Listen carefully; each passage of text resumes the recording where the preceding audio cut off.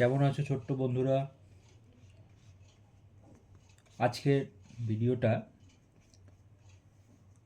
আমরা basic water colour কীভাবে শুরু করতে হয়, কিভাবে তোমরা করতে পারবে, অথবা যারা জাস্ট ওয়াটার কালার শুরু করবে ভাবছো তাদের জন্য করছি।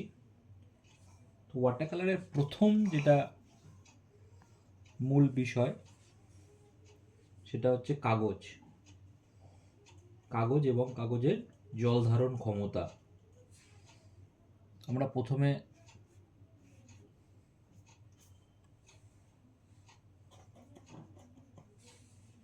জল দিয়ে কাগজটাকে একটু ভিজিয়ে নিয়েছিলাম, তারপরে একদম পাতলা করে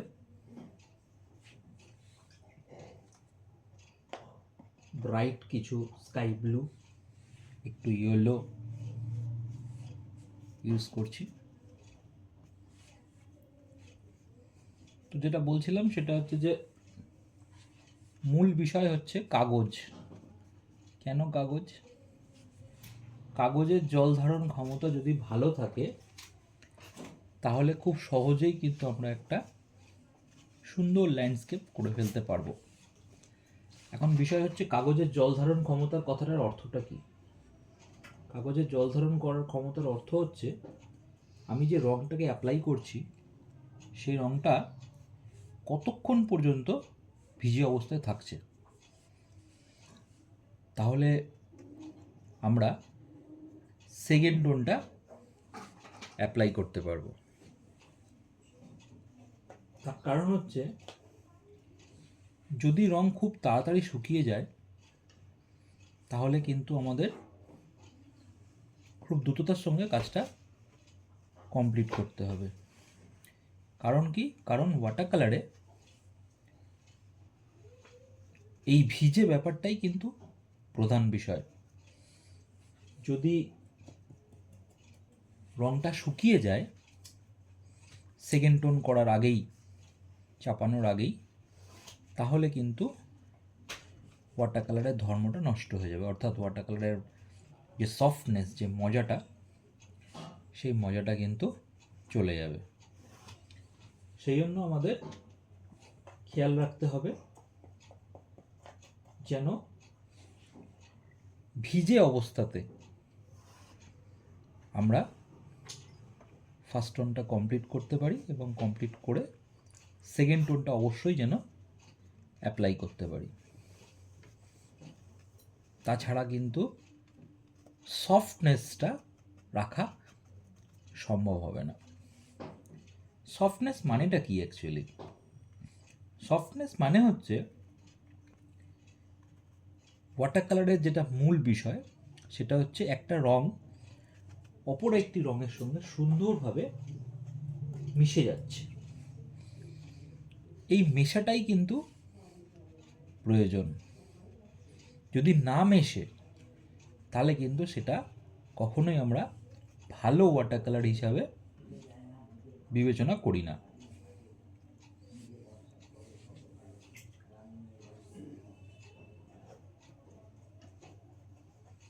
এখানে আমরা একটা ব্যাক বুশ, খুব সহজ একটা ল্যান্ডস্কেপ করে দেখাচ্ছি। প্রথমে আমরা জলে ভিজিয়ে নিয়েছিলাম যতটা প্রয়োজন, এবং তারপরে দেখো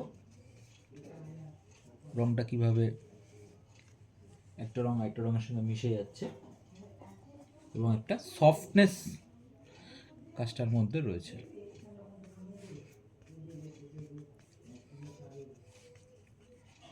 এটা আমি আগেই বলেছি, যারা ওয়াটার কালার ভালোবাসো, ওয়াটার কালার শুরু করছো, বা কিছুদিন হয়তো ওয়াটার কালার জাস্ট ধরেছো, তাদের জন্য যে কীভাবে তারা খুব সহজে এই সফটনেসটাকে পেন্টিংয়ের মধ্যে বজায় রাখতে পারে। ওয়াটার কালারের ক্ষেত্রে কিন্তু কালো ব্যবহার না করলেই ভালো। যেখানে ডার্কের প্রয়োজন সেখানে যে কালারটি আমরা ব্যবহার করছি তার সঙ্গে একটু রেড এবং একটু ব্লু এবং ব্রাউন ইউজ করে ডার্ক শেড আমরা ইউজ করব, বা একটা অন্ধকার এফেক্ট দেওয়ার চেষ্টা করব।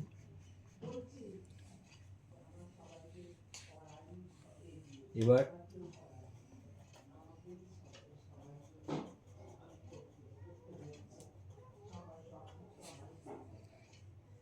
ছবিতে যেটুকু ডার্ক দরকার সেটুকু ডার্ক আমরা ইউজ করছি। ডাইরেক্ট কিন্তু ব্ল্যাক ইউজ করব না।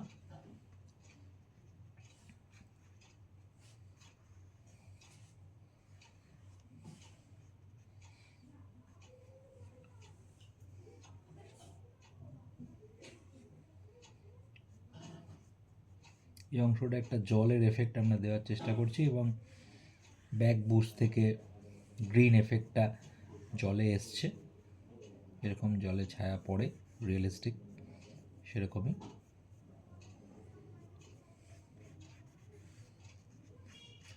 আর জল করার সময় আমরা কখনোই, সব বাচ্চাদেরই বলি যে পুরো পেজের মধ্যে কিন্তু কালার ভরে দেওয়ার কোনো প্রয়োজন নেই। হালকা করে একটু ওয়াটার রিপলস দিলেই আমাদের জলের অংশটা বোঝানো সম্ভব। তো এইভাবে আমরা ফার্স্ট টোন এবং সেকেন্ড টোন মোটামুটিভাবে চাপানো হয়ে গেল। খুব সহজ একটা ল্যান্ডস্কেপ। এরপরে একটু শুকাতে দিতে হবে এবং এক্সট্রা যেখানে কোথাও যদি জল থাকে, যেমন এখানটা জল জমে রয়েছে, সেটা আমরা ব্রাশে করে জলটা আবার তুলে নিচ্ছি।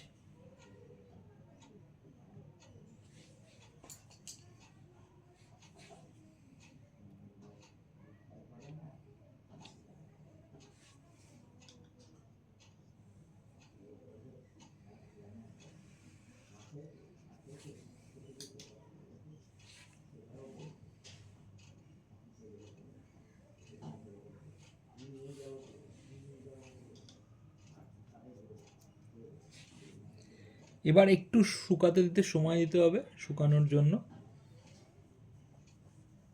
সেটার জন্য একটু টাইম দিতে হবে, কেন এরপরে আমরা একটু জাস্ট ফিনিশিং ডার্ক টাচ দেব, দিলেই আমাদের ল্যান্ডস্কেপটি কমপ্লিট হয়ে যাবে।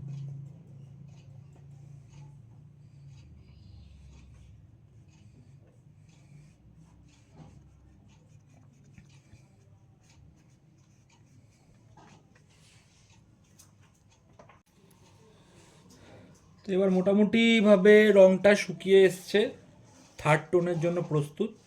কিন্তু থার্ড টোন দেওয়া মানেই কিন্তু ব্ল্যাক দিয়ে কাজ করা নয়। আমি বারবার করে আগেও বলেছিলাম যে ওয়াটার কালারে কিন্তু ডাইরেক্ট ব্ল্যাক ব্যবহার করা যাবে না। তো আমরা এখানে সামনের ফ্রন্টে একটু বুশ বানাচ্ছি, যেহেতু এটা একটা একদম নর্মাল ল্যান্ডস্কেপ বানিয়েছি। তো এখানে ফ্রন্ট সাইডে একটা পার্সপেক্টিভের রুলস অনুযায়ী সামনের দিকটা ডার্ক হবে, দূরের দিকটা লাইট হবে। তো সেটাকে আমার একটা আইডেন্টিক্যাল বোঝানোর জন্য যে এটা সামনে এটা দূরে, তার একটা ডিফারেন্সিয়েট অবশ্যই তোমাদের ওয়াটার কালার দিয়ে করতে হবে, সেটাই আমরা এখন করার চেষ্টা করছি। এখানে আমরা ডার্ক গ্রিনের সঙ্গে একটু ব্লু পাঞ্চ করে একটা স্যাপ গ্রিন টাইপের ব্লুইশ গ্রিনিশ একটা এফেক্ট নিয়ে এসেছি, সেটা দিয়ে আমরা এখন করছি। আর একটা স্যাপ গ্রিন টোন এর সঙ্গে মিক্স করে ফ্রন্টটা একটা ডিফারেন্সিয়েট করার চেষ্টা করছি।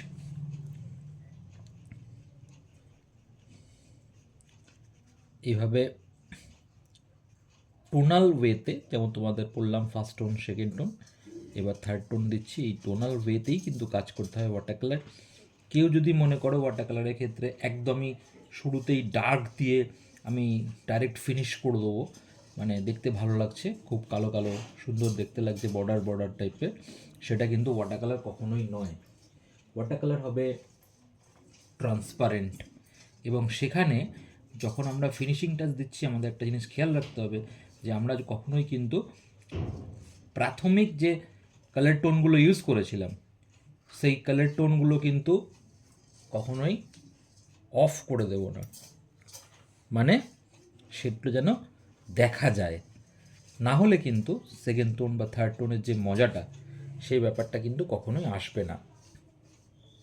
অর্থাৎ ফার্স্ট টোন সেকেন্ড টোনে যে কালার টোনগুলো আমি ইউজ করেছি সেগুলো যেন একটা এফেক্ট থাকে ছবির মধ্যে ফিনিশিং হয়ে যাওয়ার পরেও, সেটাকে পুরোপুরি কিন্তু আমরা কোনোভাবেই কভার করে দেব না। আশা করি বুঝতে পারছো তোমরা।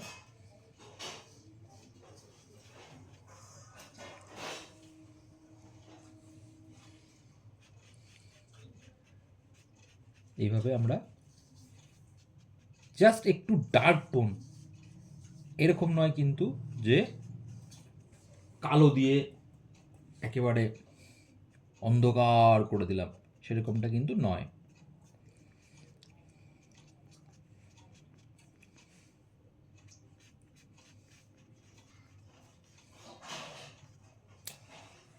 এরপরে যদি দরকার হয় একটা ব্রাউনিশ শেড আমরা বানাতে পারবো, এবং ব্রাউনিশ শেড দিয়ে ফিনিশিং করব কাজটাকে।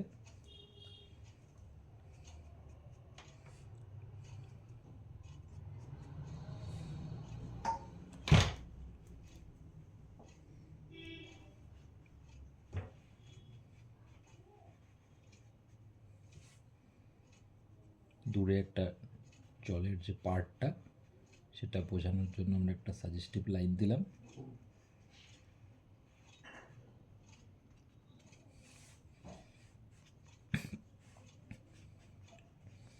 এবং এখানেও একটা দূরেও সেকেন্ড টোন আমরা ইউজ করব।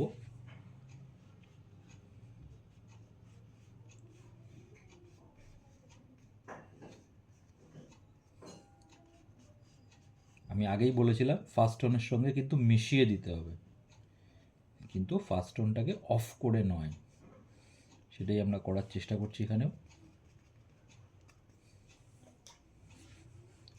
জল দিয়ে একটু ওয়াশ করে দিলাম।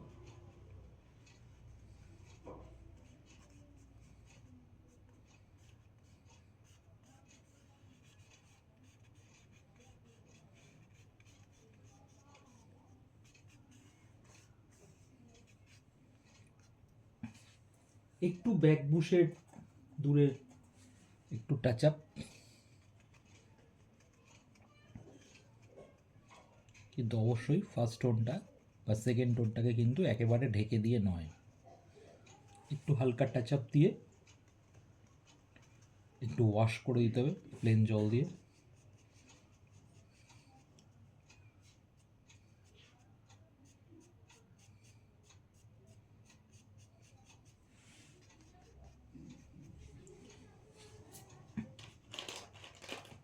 ব্রাউন দিয়ে একটু ফিনিশিং টাচ, ব্রাউন এবং পুশিয়ান ব্লু দিয়ে মিক্স করে, কেন আমি আগেই বলেছিলাম আমরা ডার্ক টোনের জন্য কিন্তু ব্ল্যাকটাকে অ্যাভয়েড করার চেষ্টা করব।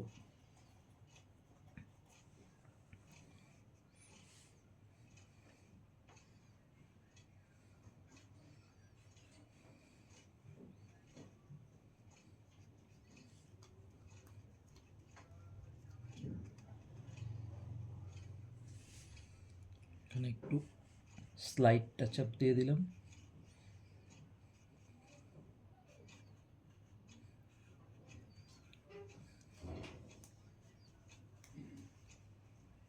তো যারা ওয়াটার কালার ভালোবাসো তাদের জন্য একটা আমার তরফ থেকে সাজেশন, সেটা হচ্ছে ভালো হোক খারাপ হোক যেরকমই হোক না কেন, প্র্যাকটিস কিন্তু বন্ধ করা যাবে না। ওয়াটার কালারে যদি কেউ প্র্যাকটিস বন্ধ করে দেয় তাহলে কিন্তু সে ওয়াটার কালারের ভালো ওয়াটার কালার করা সম্ভব নয়। সেই জন্য সবাইকে আমার সাজেশন, প্র্যাকটিস করতে থাকো।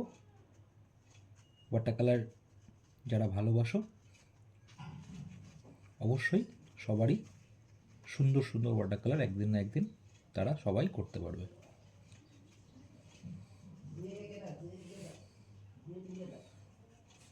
Thank you everyone. আমার কাজটা কেমন লাগলো জানিও কমেন্ট করে, আর যদি ভালো লাগে তাহলে অবশ্যই কিন্তু প্র্যাকটিস করো এই ল্যান্ডস্কেপটা।